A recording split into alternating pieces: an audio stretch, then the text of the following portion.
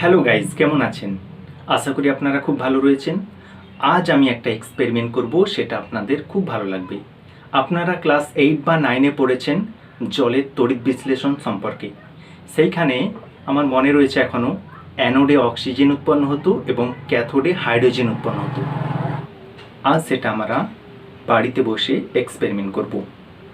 দেখব অক্সিজেন এবং হাইড্রোজেন উৎপন্ন হচ্ছে কি না। তো চলুন দেরি না করে শুরু করা যাক।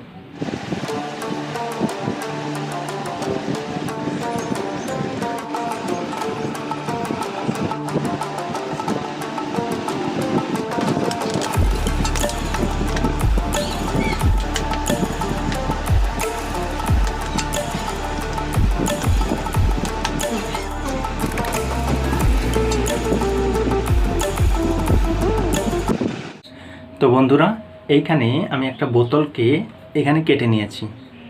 কেটে এর মধ্যে দুটো তার ঢুকিয়ে দিয়েছি এবং একটা তারের সঙ্গে অ্যানোড, অন্য একটা তারের সঙ্গে ক্যাথোডকে জুড়ে দিয়েছি। অ্যানোড এবং ক্যাথোড হিসাবে আমি অ্যালুমিনিয়াম ফয়েল পেপারগুলোকে মুড়ে এর মধ্যে আটকে দিয়েছি। আর যেটা অ্যানোড সেটা এ লিখে দিয়েছি, আর যেটা ক্যাথোড সেটা আমি সি লিখে দিয়েছি। এবার এর সঙ্গে একটা 9 ভোল্টের ডিসি ব্যাটারিকে আমি লাগিয়ে দেব। অ্যানোডের সঙ্গে লাগাবো পজিটিভ প্রান্ত, ক্যাথোডের সঙ্গে লাগাবো হচ্ছে নেগেটিভ প্রান্ত। তো বন্ধুরা, এখানে আমি ইলেকট্রোলাইট হিসাবে যদি পিওর বিশুদ্ধ জল নেওয়া হয় তাহলে বিক্রিয়াটা একটু স্লো হয়। যদি কোনো ইলেকট্রোলাইট বা অ্যাসিড জলের সঙ্গে যুক্ত করা হয় তাহলে বিক্রিয়াটা একটু ফাস্ট হয়। তাই এখানে আমি ইলেকট্রোলাইট হিসাবে খাদ্য লবণ ইউজ করেছি। এইখানে যদি এসি ব্যাটারি লাগানো হয় তাহলে কিন্তু বিক্রিয়াটা হবে না। এবার এখানে দেখা যাচ্ছে যে ক্যাথোডে যে বুদবুদ বের হচ্ছে সেগুলো হচ্ছে হাইড্রোজেন, আর অ্যানোডের সঙ্গে যে বুদবুদগুলো বের হচ্ছে সেগুলো হচ্ছে অক্সিজেন।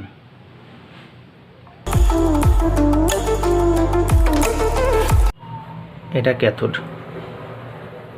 এটা নেগেটিভ প্রান্তের সঙ্গে যুক্ত আছে। এইখান থেকে হাইড্রোজেন ফর্ম হচ্ছে।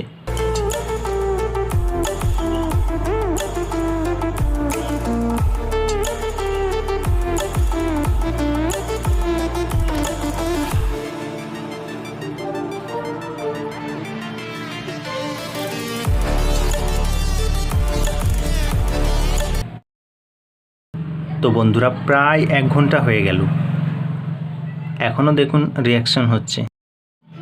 এই সামনেরটা হচ্ছে ক্যাথোড, এটা হচ্ছে কি হাইড্রোজেন উৎপন্ন হচ্ছে। ক্যাথোডে যেমন ফাস্ট রিয়াকশন হচ্ছে, অ্যানোডে অতটা ফাস্ট রিয়াকশন হচ্ছে না। এই দেখুন, এটা হচ্ছে অ্যানোড, বুদবুদগুলো অ্যানোডের সারফেসে আটকে রয়েছে। যখন বুদবুদগুলো খুব বড় হচ্ছে তখন এক একটা উপর দিকে যাচ্ছে।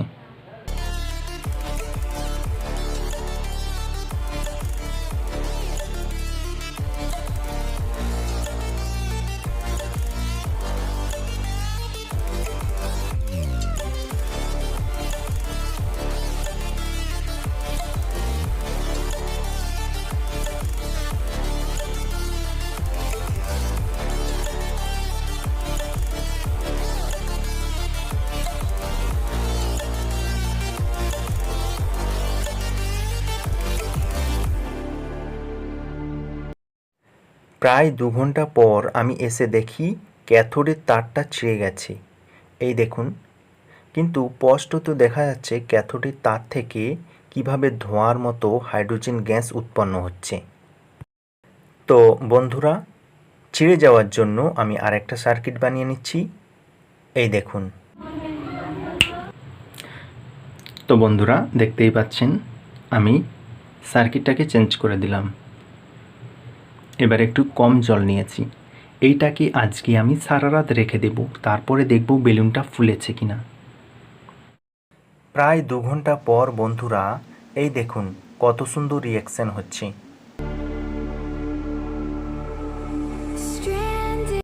এইবার মনে হচ্ছে বেলুনটা অল্প একটু ফুলেছে।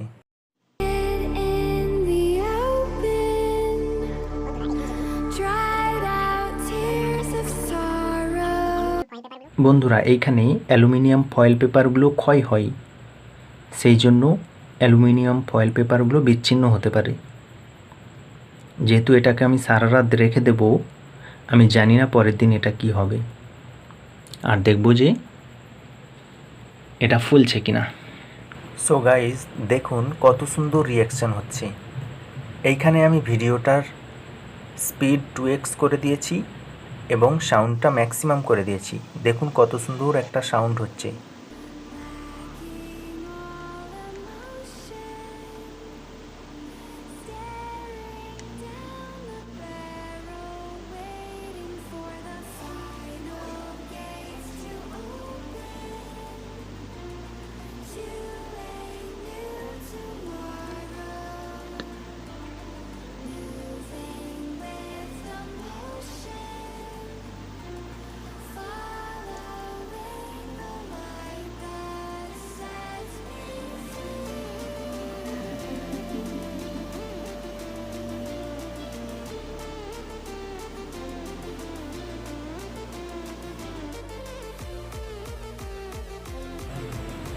তো বন্ধুরা দেখতেই পাচ্ছেন প্রায় 12 ঘন্টার মতো হয়ে গেছে।